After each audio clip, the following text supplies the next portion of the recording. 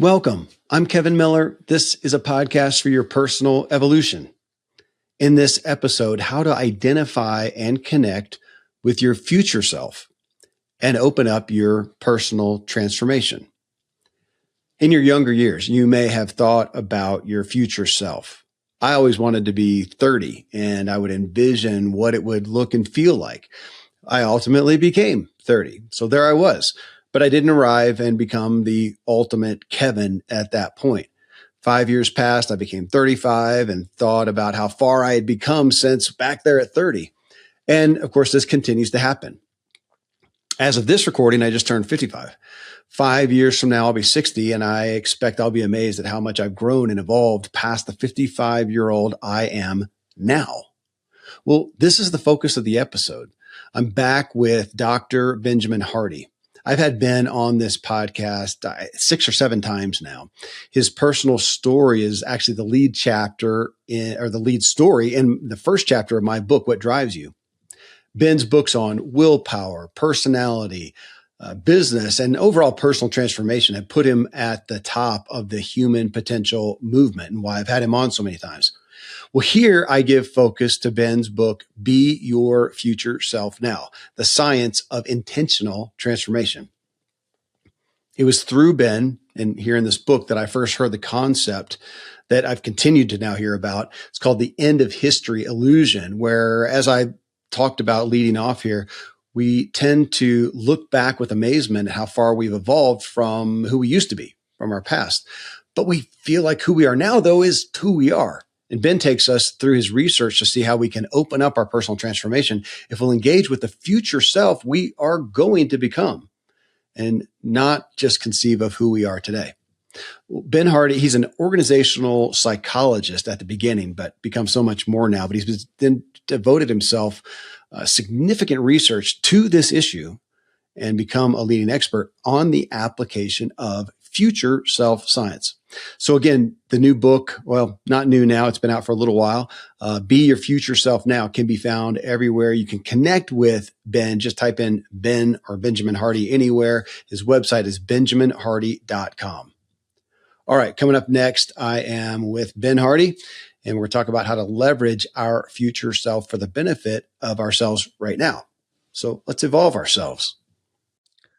Well, Ben, as we were talking a minute ago, this is the third time on the show with me, which I think has only happened with a handful of people like Dave Ramsey and I think Michael Hyatt, maybe Dan Pink. And I talk about your books, as my listeners know, so often. Willpower doesn't work and personality isn't permanent. And of course, now, and I think I've mentioned this, that you're the lead story in my upcoming book. So definitely an honor to have you back on, man. I'm a fan of your work. It just resonates with me. It's I am a fan because what you write matters to my life. So thanks. Hey, I always love coming and talking to you. We need to do it. We need to do it more. Last time we talked, though, you were telling me about this book. I think you were right at the beginning of it. You said, yeah, I think you were, in the process maybe, but not too far along. You told me about it. And you said something that if I missed it in the book, I missed it, but it's what stuck with me. And you said, when we think about ourselves in the past, as opposed to now, we think, oh my gosh, yeah, the person that I was 2 years ago, 3 years ago, 5 years, oh my gosh, I've changed so much. I'm such a different person. Can't believe the Yahoo I was back then. But we think about ourselves now as now we are us. And we don't look forward. Because I told this story, Ben. I've told it to my kids. I've told it to other people. I said, Ben Hardy, he said this thing. We don't look forward and go, oh my gosh, in 5 years, I'm going to look at who I am now and be astonished. What did you call that? How do you define that? Okay, so I'll tell you what it's called in psychology, and I'll tell you where it's at in the book. So, it's that concept is called the end of history illusion in psychology. So it's the idea that if you look back 1 year, 2 years, 5 years, you can recognize and see that you're not the same person you were. And the further you go back, the more you realize, if you take the time to really ponder it, like genuinely think about where you were 10 years ago, think about what you were interested in, think about what your habits were, think about what your worldview was. We all have a working mental model about who we are and how we see the world. It's that whole Stephen R. Covey quote, you don't see the world as it is, but as you are. Yeah. You can never actually go back to how you used to see the world, but you don't realize how iteratively it's changed over the last 10 years and that you just don't even operate as the same person. But yeah, the whole idea of the end of history illusion is that if I ask you about who you were 10 years ago and you actually genuinely think about it, you realize I'm not the same person at all. But if we asked you the same question about your future self, then this is where the end of history illusion is kind of clarified, because most people think that their future self is pretty much going to be the same as who they are today, which means that they think that who they are right now is kind of the finished product. That's mind blowing, because It is. to me, it's a little overwhelming, and it's almost a little scary, because I so want to feel comfortable that I have gained a certain amount of maturity and wisdom and insight. And I guess I have in relation to that past person, but to know that, and I don't want to talk negatively and Sure. go, oh my, gosh, 5 years from now, I'm going to think that I was so blind, as to where I am now, but I will have evolved. And of course it seems hopeful. I want to have evolved, but still to look at myself and I'm going to look back as that future self and go, man, there's a lot I didn't realize at this point right here today, talking to you. It's a little daunting. To me, it's not. To me, it's very exciting. To be honest with you, yesterday, I feel like I wish I could replay yesterday in some degrees, because when you're striving towards a future self, when you're committing to bigger goals, obviously you're going to quickly realize how ignorant you are, because you're stepping out of your comfort zone. You're trying things you've never done before. You're making mistakes you've never made. And so you're learning through massively fast feedback loops, which is really a big part of how you iterate your perspective. It's a big part of deliberate practice and flow. And so, I feel like even the person I was yesterday is so much more ignorant than who I am today. But vice versa. Here's kind of how Daniel Gilbert talks about it. Daniel Gilbert gave a TED talk called The Psychology of Your Future Self. I recommend it to everyone. It was a main stage TED talk in 2014. He's been one of the leading pioneer researchers on this topic. But one of his core quotes, which he spent a lot of time studying the end of history illusion, and a lot of his research kind of exposed the idea. But he said that human beings are works in progress that mistakenly think they're finished. The person you are right now is as transient and as fleeting as the present moment. The only constant, obviously, in life is change. And so I think that the idea is very healthy for what would be called psychological flexibility, and also what would be called a growth mindset. So let me give an example. If I know that right now I'm very ignorant, Actually, Brene Brown has a great statement for this. Brene Brown, in her new book, The Atlas of the Heart, one of the things she said that I thought was beautiful is she said, you're either you have one of these two orientations. You're either trying to be right, or you're trying to get it right. If you're trying to be right, then you actually are trying to prove your present knowledge. You're trying to confirm that who you are now and what you know is enough and that you're right. Whereas if you're trying to get it right, you actually know that right now you aren't right. But you're always trying to learn. You know that tomorrow you could be better, you could know more.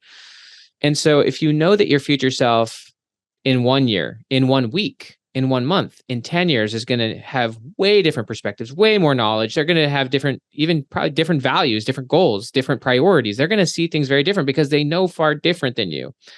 Then you don't need to try to be right. You don't need to try to prove. You can certainly still have your convictions, 100%. I still have convictions. My former self had convictions as well. But you also don't need to be so rigid. You can be very open to learning. You can be open to the fact that you're very much in that middle transient ground. And so you can be open to change. And so it gives me it allows me to be a lot more flexible and empathetic towards my current self. I don't need to have it all figured out. That's basically what a growth mindset is you don't need to try to prove yourself. Instead, you're actually just trying to learn. You're open to figuring out things better. So to me, it actually just opens up a growth mindset. It's interesting. I saw a quote yesterday somewhere, Bertrand Russell, and he said, I would never die from my beliefs because I might be wrong. And I thought, even in this, it strikes me to have the perspective you're talking about requires some humility that I haven't got it. So I've got to admit that I don't have it figured out right now. I haven't arrived. I don't have anything figured out. Just like I look 5 years back and that person, I look and go, gosh, man, he didn't know. Yet the propensity I'm going to own for myself, and I'm going to say that I see out there in the culture, is to think somewhat negatively and kind of dog that person. Oh my gosh, 5 years ago, yeah, I was just a Fruit Loop. I can't believe I was that blind to whatever. I've used that word a couple of times because that's how I feel. I often feel like, oh my gosh, I'm daily surprised as I pursue growth and wisdom at what I find myself blind to. And gosh, I cannot believe that. And having to find some peace of going, I'm going to be, I hope, an 85-year-old guy still writing a book, maybe still talking to people. And I'm going to realize something that I was blind to even at that point. And so being humble, but also finding that I need to make some compassion as well and not just dog that person that I was or sit here and realize, man, I am blind in regards to the growth that I hope to have. Play with that. I think, yeah, I think that there's no value in having any negative feelings towards your former self. Your former self was operating under different perspectives than you. You now know different than your former self. Yeah, so there's actually how I look at it, and I kind of learned this obviously through psychology and also through conversations with Dan Sullivan. So I'll give the psychology first, and then I'll give the Dan Sullivan little crystallization because he's really good at this. So in psychology, people often look at time as sequential. They look at it as like this line of time where like the past Linear, is behind. Yeah, they look at it as like the past is behind you. You could never go back. The present is now and the future is up ahead, and you'll never actually be in the future, but like, it's this timeline. Whereas in psychology, time is not looked at linearly, it's looked at non-linearly, and it's also not looked at sequentially, it's looked at holistically. And so in psychology, the idea is that who I am right now is a combination of the past, present, and future that I'm carrying with me. My view of the past, and my view of the future are very much impacting everything about my present. And so to be happy, the kind of key is to have a very positive past and a very exciting, compelling, and purposeful future. Those two things combined equal a great present. And the past is certainly something that can continuously be framed, reframed, learned from. And so I have continuously, huge respect and empathy and et cetera for my former self. I also know that I'm not my former self. I'm not the same person. But I have nothing but love and respect. And if you still harbor any negative feelings towards your former self, like that's going to negatively impact who you are in the present. And so I just think it's great to have great feelings towards your former self, but it's also great to realize your future self has massive compassion for you.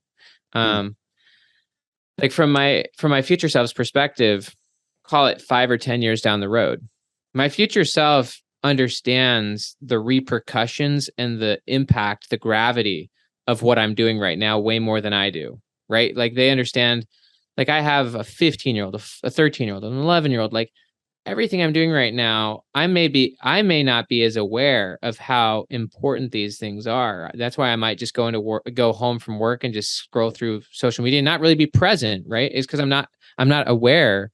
This is actually what a lot of the research shows, is that by being connected to your future self, you actually have more value in the present. You can actually see the impact. It's like someone who understands investing understands what it means to like take that dollar and invest it rather than just blow it. And so everything from your future self's perspective has more gravity, has more impact. And they also are more empathetic, compassionate towards you. We may be more self-critical of ourselves. So yeah, it's very interesting. The elephant in the room then, I mean, when I first saw when you first talked about the book and I saw it, I mean, that is, I want to be the kind of person who is connected to, concerned about, thinking about my future self. Like you talked about, making decisions today that my future self will benefit from. I thought about it this morning, even from a health and wellness standpoint, it's such an acute place to do that. I mean, I got up this morning, I took my, various little powders in my morning drink, my nutritional supplements, all these things that today I will feel absolutely no difference from, for the most part.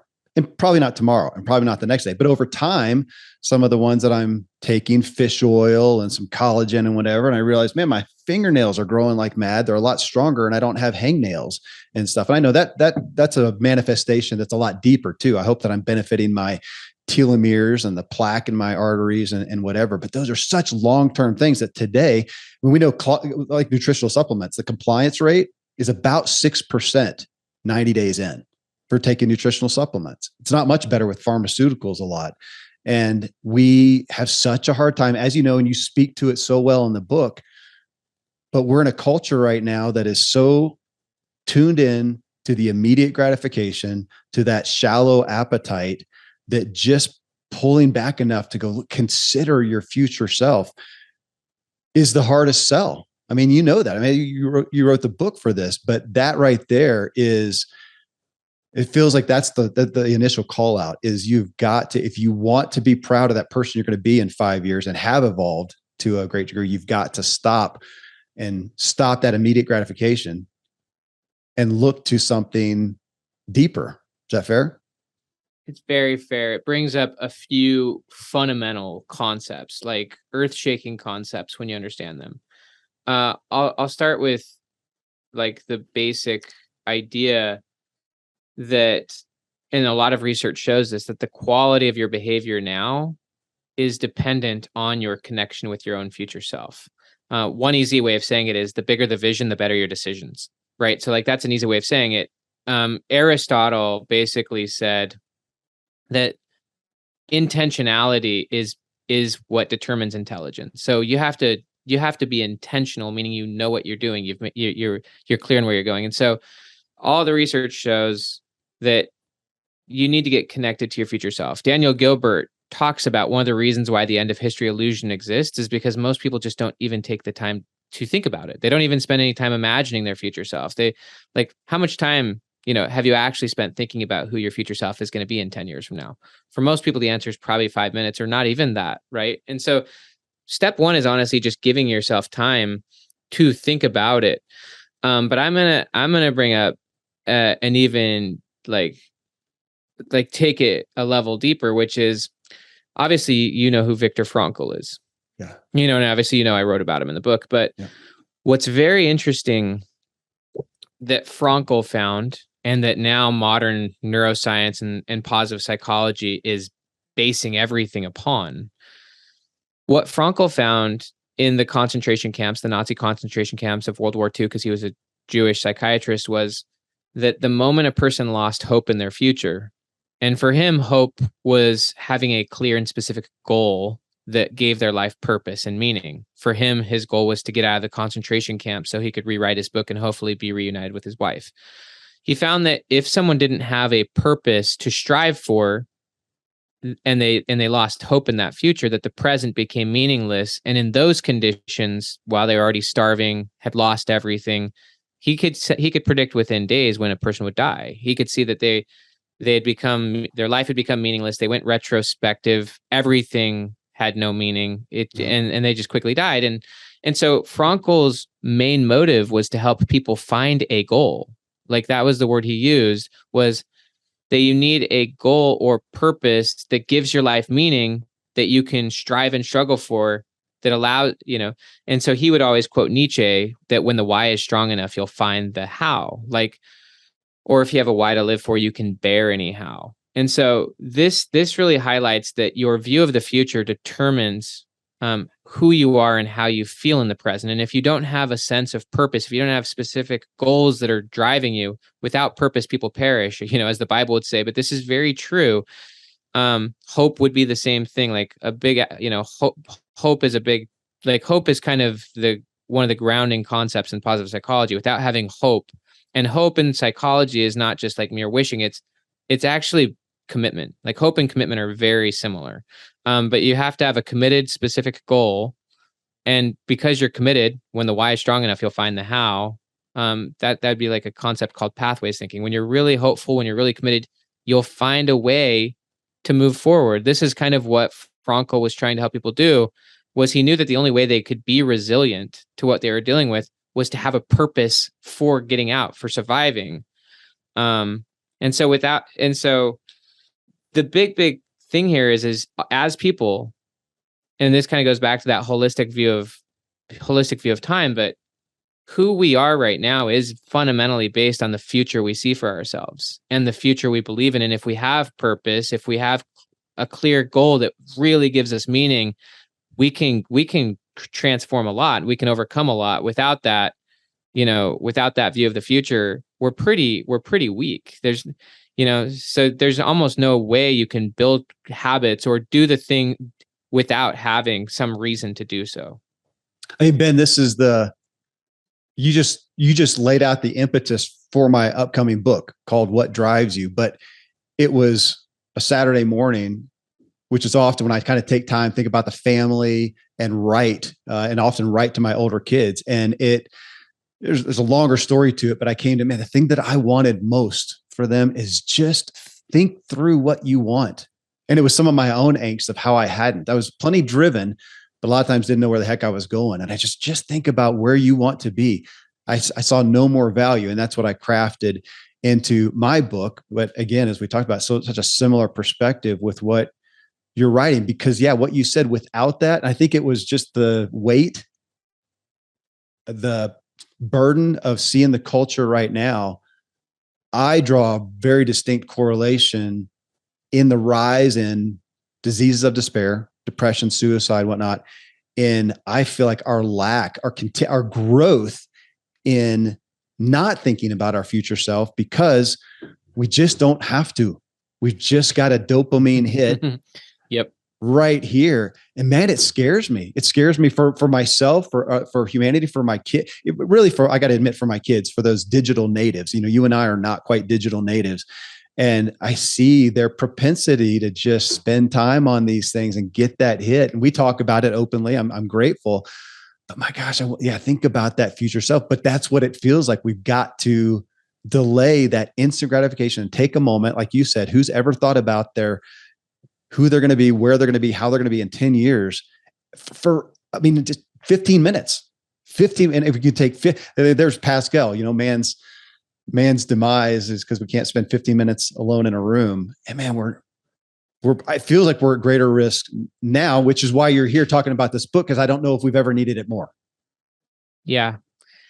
You won't invest in a future that you don't believe in, right? And so this is what happens with the stock market. Once there's pessimism towards the future, people pull their investments out, right? And so this is why it's very important to have hope and commitment toward a specific future. This is what Peter Thiel would talk about as a definite optimism, which is where you have a definite view of the future. It's something that you choose and you create, and then you have an optimism, which is it's a positive view, but it's also a specific view that you're committed to. And without that, the present wins. So there's another great classic TED Talk on this subject. I think it's Daniel Goldstein. He's a psychologist. This was, I think, a 2010 TED Talk called The Battle Between Your Present and Your Future Self. And it has pretty much everything to do with dopamine, what we're talking about, that if you're not connected to your future self, and if you're not investing in your future self, and you're not clear on that future self, and you don't get purpose from moving towards that future self and moving in that direction, because dopamine can work really in one of two ways. It can either drive you towards achievement, or it can just be, the short-term hit that you just give yourself for doing nothing, which then just leads to needing higher and higher dosages of, essentially distraction or avoidance behaviors. And so if you're not connected to your future self and not, striving towards that purposefully and enjoyably, then the present self is just going to win. So even Hal Hershfield, actually, if I can I just read a quote from him in the book? Absolutely. Yeah. He's one of the top psychologists on this subject. I really value his work. And so this is a quote from him.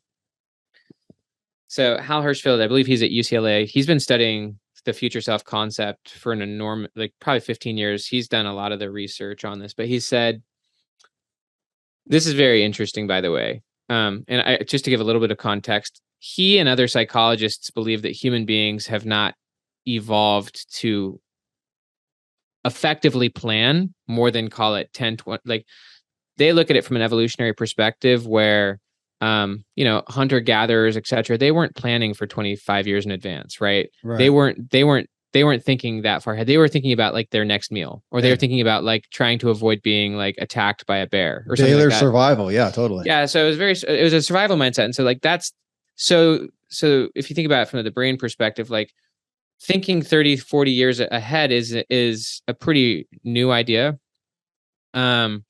Also, you combine that with life expectancy. So 150 years ago, the life expectancy in America was 40. We now live twice that long. So we have much more time to plan for, and we just aren't that equipped. So I just wanted to give that in a little bit of, so here's Hirschfeld's quote.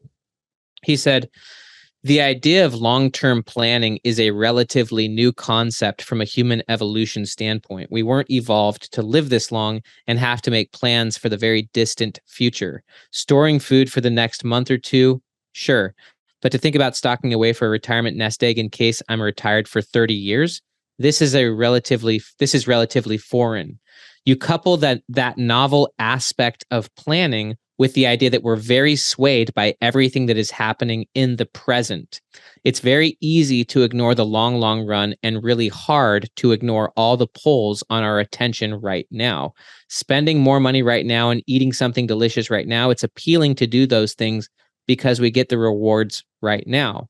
But to not do those things, to not spend, to not eat unhealthily so that our long run selves can be better off, well, that's a hard proposition for a lot of people because the present is so powerful." So that's kind of his perspective on that. What I kind of come to for myself, it's kind of funny because I've a lot of people who are financial advisors obviously really love this book because they're trying to help people like strategize and plan for retirement. And I've talked to different people on this subject. One of them asked me an interesting question. He said, "I want to understand a proper balance between investing in your future self versus enjoying the present." And this is a question I regularly get. It's like, well, if you're always just living for the future, are you actually missing being present? Like, what about your present self? Like, doesn't the present matter as well? It certainly does. And I think you could actually do really well. You could find a great balance, and everyone can choose for themselves how you can obviously invest in both. You can invest in your future self, which gives your life a lot of meaning, momentum. And it actually, every time you invest in your future self, your view of your future gets bigger. And as your view of your future gets bigger, your present behavior actually gets better. It's the whole idea, the bigger the vision, the better your decisions. Dan Sullivan said it like this: "The only way to make your present better is by making your future bigger, because however you're being right now is based on the future you see for yourself. The goal shapes the process." So investing in your future self immediately does make your present better. Actually, it allows you to live more intentionally, more thoughtfully. It doesn't stop you from being present. Like, you and I are being very present, even though we both have goals for this conversation. There's a reason we're both here. There's nothing wrong with that. But I also do love the idea of investing in your present. Like, I've got 6 kids. I'm not afraid of investing in present experiences. We were in Europe for 6 weeks this summer, as an example. Like, we did lots of cool camps. Like, we go to restaurants, we have fun. So it's fine to invest in your present, but you're also in a lot of ways doing that so that you have great connections, memories, and stuff like that for the future. So it's all connected. Well, and I get the concept because, as you know, man, we're in a timeline right now of that concept of being the present is, I don't want to call it a fad. I mean, it's great. It's great content. It's something I need to do. I am very prone to not being in the present because I'm thinking about something I'm working on, something that's happening later, something I want to happen tomorrow. But it's a very close future. And in that, I find I am in the practice right now of, Kevin, be right here, right now. So that's something that I am practicing. But what you're calling us to, this wiser future self, to me is we're talking about that leading thing that I'm looking at down the road, a month, 6 months, 12 years, as you said. That's a different thing to be thinking about. That future. That's what's going to lead the decisions that I make today. And yet, so be present now, have gratitude. I felt that message coming from you in the book too. Be here now, be grateful in the moment and the glories that exist right now. And they will increase as we solidify, as you said, connect to that future self out there that we want to become. That to me feels very different than, being distracted, as I'm prone to be, by just the future things and that I'm thinking of in the real immediate future, 24, 48 hours, or even the fun thing this weekend or not. And because you do say, I mean, we are pulled, that was your initial premise of the book, that instead of being driven by the past, we're really pulled by the future. But then I would say the problem is we're not pulled by a big enough or far enough future. Is that fair? We're pulled by the next dopamine hit, which is like 10 minutes away or 5 minutes away, or maybe the urgent things that we have to get done. Like we have to go to work. We have to pay the bills. We have to go to the grocery store. We got to fill up the gas. So our future is the hamster wheel that's like one step ahead. And it just keeps you kind of going in a loop where the future that most people are driven by and committed to is just getting to the next morning, getting to the weekend. Like it's still, but the future is still driving them. It's just the immediate future versus, actually steering your life towards something amazing, something powerful, which, it's no harder to steer toward a massive future than an urgent future.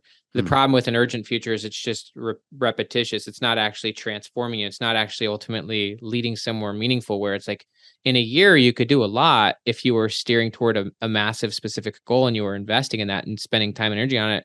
Or you could just keep going towards the urgent week by week, day by day battles that are essentially just a repeat. I want to hit though, Ben, on what you just said on the big massive goal out here. I have been, I'm going to say, guilty of judging people's goals.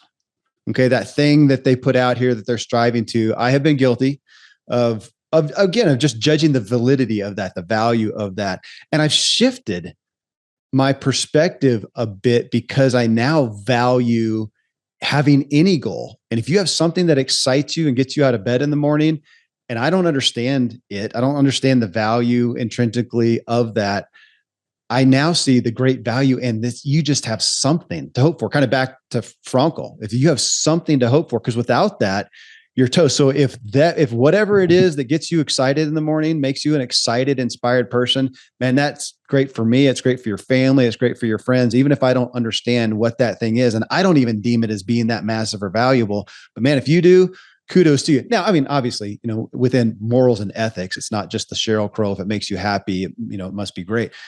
But to some degree, I am putting value on that feeling of inspiration towards something without having to, I guess I want people to hear, you don't have to justify that it is the most life-saving, humanitarian, altruistic thing on planet Earth that you're going after. Here's how I look at it is, we all have standards for ourselves that we either hold ourselves to or strive toward. And like I have standards for myself, and they're gonna be different from the standards you hold for yourself. And so as an example, like I was recently back home visiting, and I have a cousin that lives at my dad's house. And he is a huge player of World of Warcraft. And I, as you know from former conversations, I played that game like 15 years ago. All day long, yeah. Yeah, I played it like 15 years ago. If you're talking to my former self, like boom. Although I was mostly just avoiding reality, but if you talked to me, my purpose was to transform my character in the game. Like that was the future driving my present. It was just, and so anyways, I was talking to him and he was talking about how he's like one of the top players, in the game. And he was telling me how he recently left his guild and he plays like probably 12 hours a day still. Guild is the group of people that you are playing in the game with. There's hundreds of guilds on a given server. There's tens of thousands of players, and these are groups of people that play together. And he was telling me that he had left his recent guild, which is one of the top ones, where I'm like, why'd you leave? He's like, I just honestly, they're just not up to my standard. He's like, I want to do bigger things, and I just thought that was interesting that he used that word because he's got very, very high standards when it comes to how he plays World of Warcraft. Now, I don't have any standards for World of Warcraft. And I think one way you can look at it is wherever you have low standards for yourself, it's obvious that that's just not a priority for you. So let's just say you have really low standards in, how you dress. It's just not, you don't have high standards in how you dress. You don't need fancy watches and stuff. If you have low standards in any area, what that means is it's not a priority to you. Yeah. But we all do have various areas that are priorities to us. They're the things that we do value. And those areas we continuously increase our standards in those areas. So like, as an example, my financial advisor, he wants to have like he told me the story once of like, when he was a young financial advisor, this was, and he's tall, he's like 6'5", and he was doing a red eye from LA to New York, and he was, riding coach, and he's super tall, so his feet are up against the seat, and the person's got their seat back, and it, he's trying to sleep because he's got big meetings the next day. The person next to him's got the light blaring. They got their, and it was just one of those moments where he just said, I'm never going to do this again. And for him, this was important. For me, I don't know if it would be, but he said, like, he's like, I'm only going to fly first class from now on, no matter what it takes. And he's never flown in the back of the plane ever since. He changed his, I guess you could call it, standard for his travel. And that was like 10 years ago. Fast forward to today, he flies private a lot. And his standard that he's setting for himself is that he wants a private jet and he wants a yacht. He's got very high standards for finances. Like, this is just who he is. And kind of to your point, I may not have those standards for my finances, but that doesn't mean that his standards are wrong. Just like my friend's standards for World of Warcraft. I do think that the more educated you become, the more you educate your standards, just like you can educate your own desires, goals, and ambitions and commitments. And so I think it's a really important question for all of us to ask: what are the standards that I hold so high that they really are my true priorities in life? And if there is something in your life that you want to be a priority, but you actually have low standards in it, then it means that it's not. And so you'd have to start elevating your standards in that area. And so that's kind of my thought process on it.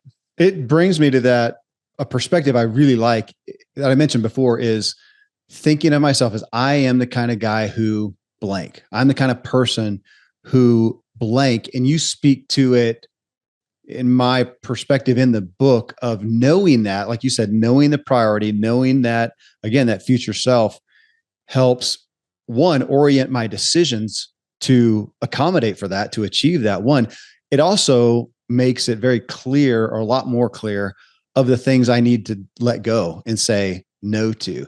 That one's so strong for me. I'm the kind of guy who does X, so I'm not going to X. I'm the kind of guy who races mountain bikes at the elite level. I still do. I'm doing a race this weekend. So I'm not real distracted by somebody's, well, I'm not ever distracted. I was gonna say like a beer binge or something like that. I don't even like beer, but there's certain things that I have no economy for, because they don't fit into that person I want to be. Now, what gets me though, Ben, is I have some areas that I would be very proud of, brag about, of who I am, who I'm becoming in those areas. And yet seeing myself on a spectrum, man, I don't kill it across the board. I mean, our part 2 show is going through the, key areas of fulfillment in life. And we're going to be talking about your values and habits. And, I'm sure you have thought through a lot of those, but I don't expect that you're going to say, man, I've nailed it. I've totally arrived in every one of those. Generally, man, I'm really strong here. And here I'm not real strong. I'm really strong with, health and wellness, man. That's a big ticket one for me. Over here in finances, I'm not so great over there. I don't enjoy that. So again, seeing where I'm strong, where I have, like you said, I may have a priority, but am I really doing what I need to? Some places, yes. Some places, not so much. And then of course it showcases what kind of guy I really am. So you bring up a really great point in that set. Well, number one, this is one of the great reasons why your current self is very temporary, and it's okay that you don't have it all figured out. And even your future self, by the way, it's easy to feel like your current, who you are and where you're at in probably most dimensions of your life are far beyond where your former self thought you'd be, or far beyond where your former self was. So you've advanced dramatically, but you may not be feeling that because you're recognizing all the areas you think you could be doing better. Dan Sullivan and I wrote the book on that called The Gap and the Gain, which is just, you're not appreciating your progress, but you're feeling the distance between where you are and where you want to be. But so I like realizing my current self is temporary, and even my future self, who would be living my dreams, I'll still feel the same way, right? That you're describing. My future self is going to see all the areas where he could be doing better, even though from my current self's perspective, he's going to be living my dreams, right? I can say that because I'm far beyond the dreams of my former self. And I feel the same way you're describing, which is, yeah, some areas in my life are going well, and some of it's a dumpster fire. But I think that the present self is always in that state of flux, in that state of learning, developing, solving new problems. And so you're never going to be arrived. You're never going to be like at this place where everything's solved.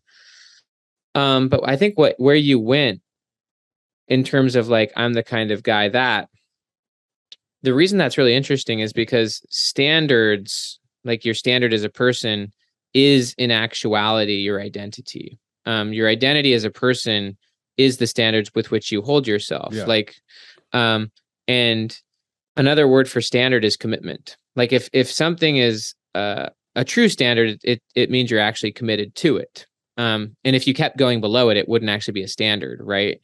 And so the psychological definition of identity is that which you're most committed to. And we've already spent a lot of time talking today about how we're driven by the future we're most committed to. And so you can just observe your own life and see your own standards in action, and you can see what you're most committed to. And so clarifying your standards and actually making them standards, meaning you make them a commitment, meaning you start saying no to things that are below the standard, takes a lot of commitment and courage. But that's ultimately how you reorient your identity. One of my favorite quotes that I share I think I even share it 3 times in the book, and I know that that's not kosher, but I'm more look at myself as a teacher versus an author. Like I love sharing like the same concept from different angles, but one of my favorite quotes is from Robert Brault. He said, "We're kept from our goal, not by obstacles, but by a clear path to lesser goals." So we all may have desires, we have a goal, and we're kept from that goal, not by the obstacles between us and the goal, but by clear paths to lesser goals. We have lesser goals that we ultimately end up committing ourselves to, and that those lesser goals end up being our standard because we're still saying yes to them. Anything you say yes to is essentially your standard. And so it's only by making your goal into your standard, meaning you make it a commitment, and then you start eliminating the lesser goals. That's essentially what a decision is you start cutting off the alternative options and you make it a standard, and you say, no, this is who I am. And it's a trial and error process. It sometimes takes failing as your future self for a while and figuring out how to actually turn it into a system or a standard. But that's really how you end up becoming your future self, is you have to make it your identity, which means you make it a full commitment, which means, and I've seen this recently where I've gotten more and more committed to my future self. And once you start being your future self and living through that lens, it becomes a lot easier to just let go of the things that no longer fit with your new identity.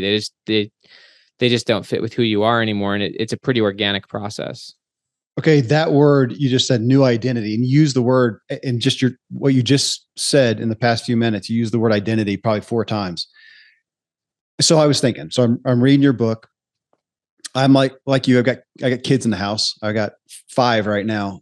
They're still in the house, and they are my 12-year-old was with me last night and just fell asleep on my lap, and I'm thinking about him. So he's 12. He's in 8th grade. He's a little ahead, but he expects to get taller, and he will. I mean, he's going to get taller. He expects to he's in 8th grade, and that's kind of an achievement, and now he's going to go into high school, and he expects to be in 12th grade, and he'll graduate from high school. He will likely do college. Not all my kids are, but he likely will. And so he's going to look at that and go, yeah, I probably will do those. And then I'll get a job, and those are kind of identities that we seemingly kind of easily accept those. But now let's go there. And this is what you got me thinking of as I'm reading the book, and you're talking about identity. That now they become that adult. They graduate from whatever, they get a job, they get out on their own. And that's where we see it fall off. Culturally, we see it kind of fall off. There's no more specific identity then that we you're on your own. It's kind of either you do, you don't. A lot of times the future just kind of happens as you get hired, you get fired, maybe you get promoted, maybe you're thinking a little further ahead or not. But a lot of times we just kind of go from that point on, and we don't have those set points that we so easily accept as kids. And I find that back to where we started on, that it's such a difficult, obviously you can get better at it and you can get more comfortable, as you're talking about personally. But for most people, it's very hard to really look at a different identity. Can I really see myself being different? Here I am today. I feel like I've arrived back to that. What was the end of history illusion? But really, Ben, I can be where I am now, and in 5 years, can I really get my head to wrap around that I could be making 10 times the money I am now, 2 times the money I am now? And my audience could be 10 times bigger, that I could have a third book out by now, that I could have a yacht, whatever it is. And that seems like, again, the thing that we have such a dramatically difficult time doing. Yet my 12-year-old can easily do it because there's no set points.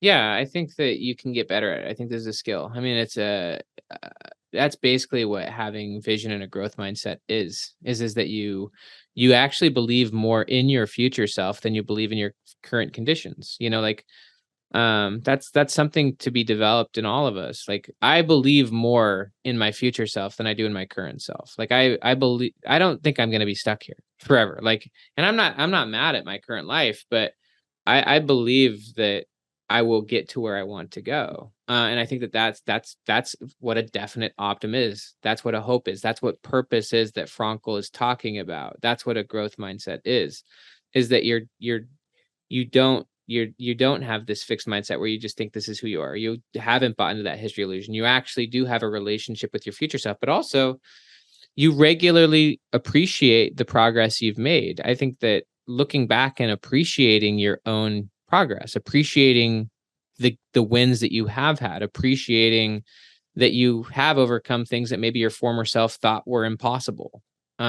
You've done these things before, and that's really what confidence is. Confidence is the recognition of prior progress, and that gives you more imagination. The more confidence you build by getting small wins, big wins, whatever, and appreciating those, not forgetting them, not downplaying them, but appreciating them. Those actually boost your imagination for what could be possible, and they allow you to then make bigger commitments. One of the things that I've heard, and I like this, is, confidence, which is basically your trust in yourself, right? I spent a lot of time studying a concept called transformational leadership theory. And if you it's a big part of the 10X book I'm writing about now, but you won't commit to like a leader if you don't trust them, right? But if you trust someone, you will commit largely. Like, if you think about, in a spiritual sense, if you don't trust in God, or if you don't trust God, you probably won't commit and do what you think God wants you to do. Same could be true of a parent, right? If a child doesn't trust a parent, they're not going to want to like listen to the parent, right? And so confidence is essentially the trust you have in yourself. It's the relationship you have with yourself. And so the only way to build trust is to make and keep commitments to yourself. You make small commitments, follow through.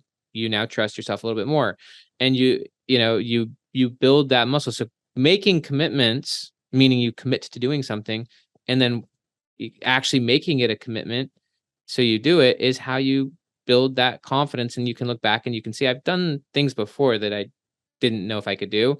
And you don't have to be perfect. I mean, you can make a lot of mistakes. Deliberate practice is the idea of making mistakes every freaking day. Like, there's a whole section in this book about failing as your future self is how you get there. So again, your current self doesn't need to have all the answers, but as you're striving towards that, even just striving toward it is demonstrating the commitment, letting go of those lesser goals, letting go of those things that are no longer at the standard of your future self. That's you being your future self. That's you letting go of stuff that no longer exists. Every time you let go of something that no longer resonates with the new standard kind of being the new filter. We all see the world through our own lens. Your lens is the filter of the world, and your lens is your identity. There's that, back to the quote I shared near the beginning, we don't see the world as it is, but as we are. So we see the world through our identity. And so once you start seeing your future self, making small commitments in that direction, you start being less attracted to the things you did, because you do now have a new filter on those things, and you see that they're taking you away from what you want. And so as you let go of them, your commitment increases even further, and thus your confidence does. Your statement, Ben, on confidence, it occurred to me, however long ago, the value again in my own life of doing things every day that just makes me proud of myself. That I look at that and, just little or big things of, I had a meal of all vegetables. I kind of got a good, healthy vegetable quotient in, or I went and did a good exercise, or I had that difficult talk, with a family member or a friend, or I took care of my finances or whatever, that goes so long in giving me confidence, doing the things that I'm proud about. And as opposed to what you speak to in the book, why do we, and I just write out of the book, why do we make decisions our future selves will regret? And he used that Jerry Seinfeld little bit that he did on Letterman's show. And it is brilliant. It is absolutely brilliant. It made me laugh, but it's also just so smart because we deal with it daily. And tonight, right now, I would really like to eat that whole rack of Oreo cookies. I know it'll wreck my sleep. I got a show I got to do with Ben in the morning. I'm going to be fuzzy because I didn't sleep well. And the compounding effect holds me again to being true to that future self that I have. But those little confidence builders seem to help me so much. It feels like we let ourselves go down into a valley and then try to pull ourselves back up. And I find it's so difficult if I'm not making the daily deposits, doing those things that, again, in my vernacular, make me proud of myself. But as you said, that's what for me, I see builds confidence. And I really see that even with my kids as well, that's at the root of it. Are we daily doing those things, those deposits? Yeah, I look at those deposits as investments. You're making small investments to your future self. And as you make those daily investments, not only does your future self get wealthier, and obviously you do over time as well. But yeah, that's why actually I believe that having a sense of purpose towards your future is the most effective way to live in the present. Yeah, you can let go of that for a while and just bliss out. But by having a sense of purpose, you can actually steer your present. You can actually make those daily investments in whatever form. It could be in the form of reading a book, eating those vegetables, actually putting money towards your future self, and actually starting to kick the compound effect going. But if you don't do that, if you're not making those daily investments, then what you're doing is you're borrowing from your future self every day.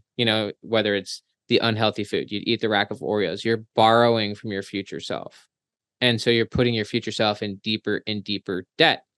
And at some point the piper is going to get paid. Right. Yeah. And so, you're either costing your future self or you're investing in them. Either way, your future self is going to get paid. Either you're taking the money now and going to figure out how to pay it on the back end, or you're giving the money now and you get all these rewards. I like your Pied Piper reference because it's number 3 in the list of your truths in the book. So that's what I was going to talk about next. And I want folks to hear that. So here we are, we're talking about this concept here, and even from a theory standpoint.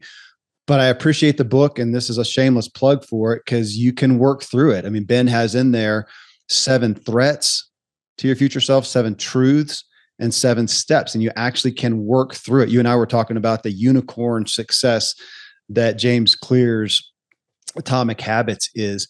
And I think one of the reasons is he does give you just kind of some actionable steps to walk this out. And you do that here. So this is not just a concept of being your future self, but you're saying, here are the threats. I mean, number 1 threat you have is not having hope as a number 1 threat, and reacting to the narrative about your past. And we could take 2 hours to go through them all. And that's why folks go buy the book.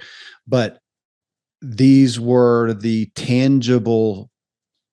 I really looking at I like the threats, the truths, and the steps. But I really was enamored with the threats. Number 1, these are the things that are going to derail them. So I hear this message. So as everybody's listening right now, they're going to listen to the show. And we'll have tens of thousands of people listen to this episode. And they're going to go, yeah, man, this is awesome. I want to be my future self now.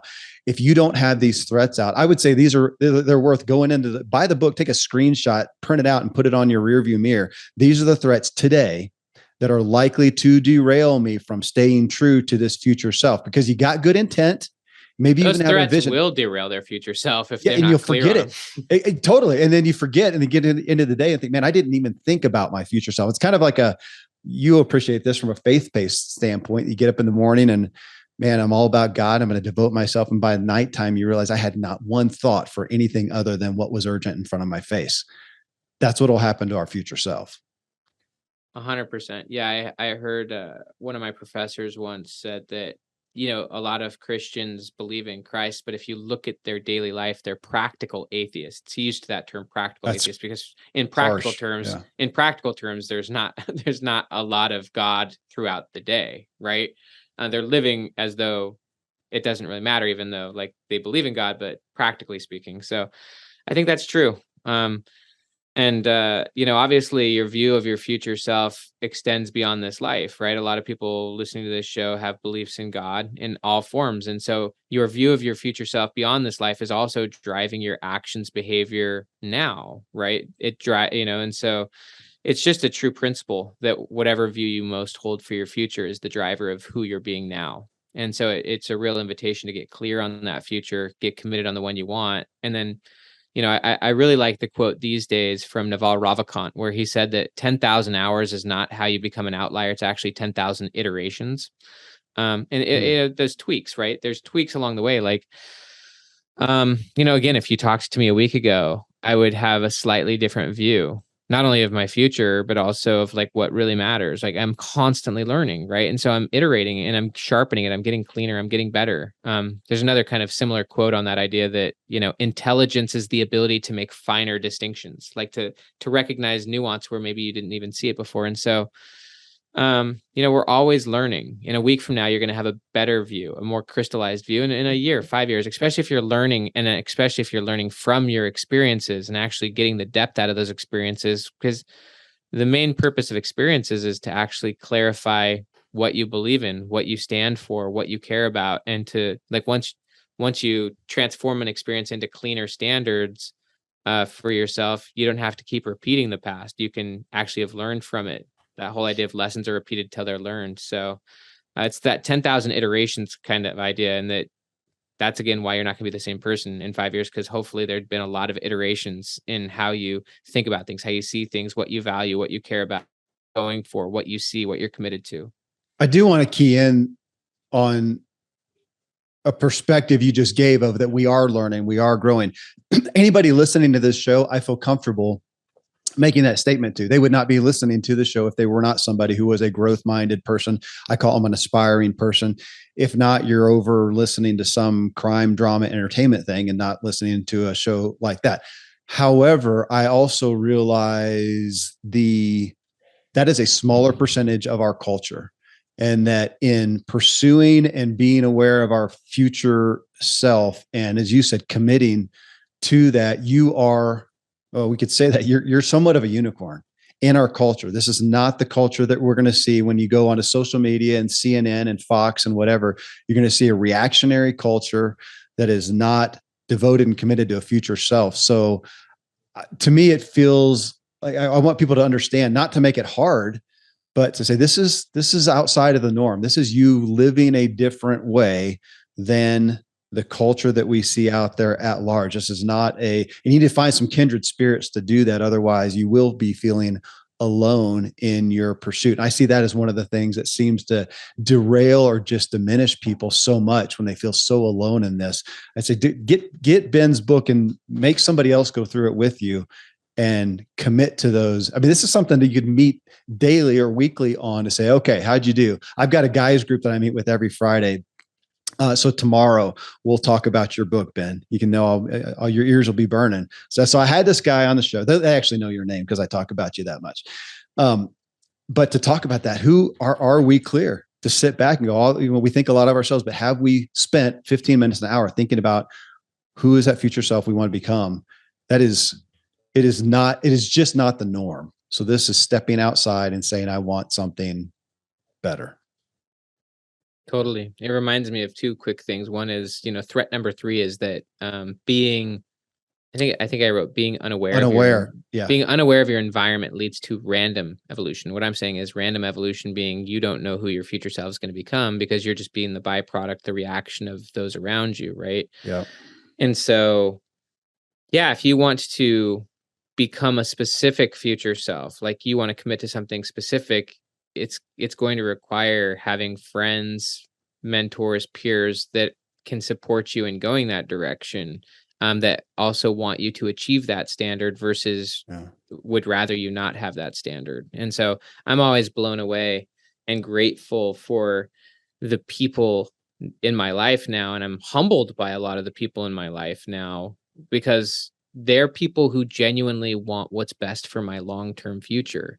And when I have even a guy I talked to yesterday, one of my dearest friends, he gave me such sound advice and he helped point out where I was being super short-sighted, and Hmm. he helped me think more long term and helped me commit more even though I was wavering, right? Like I was wavering due to either fear or confusion or and so it's really crucial to have friends that actually care about your long-term future self. That's actually how I define a good friend, is that there's someone who makes your future self better. Whereas Hmm. a bad friend is someone who doesn't care about your future self and would rather just have you, throw away your future for the present. Yeah.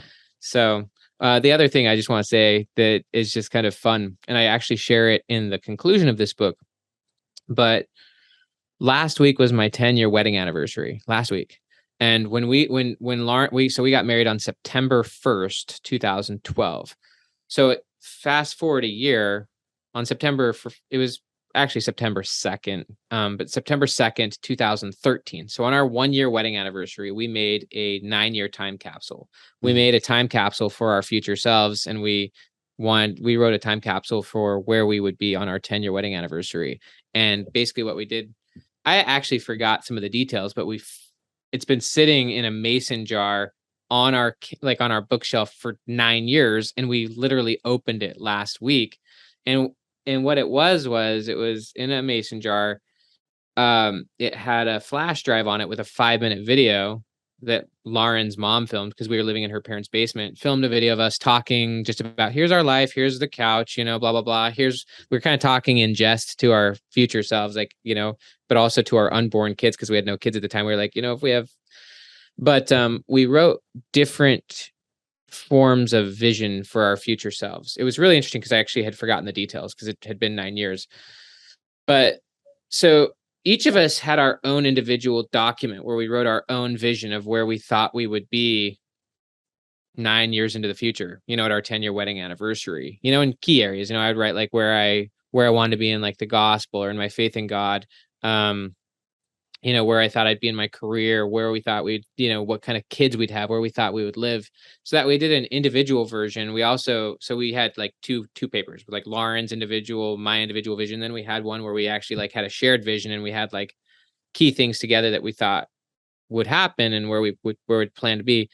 One other funny thing that I noticed we did that I forgot about was I actually had written a letter to Lauren's future self, and just like talked about, my commitments to her and also just like how I felt about her and what, and she wrote a letter to my future self. So I thought that was kind of funny.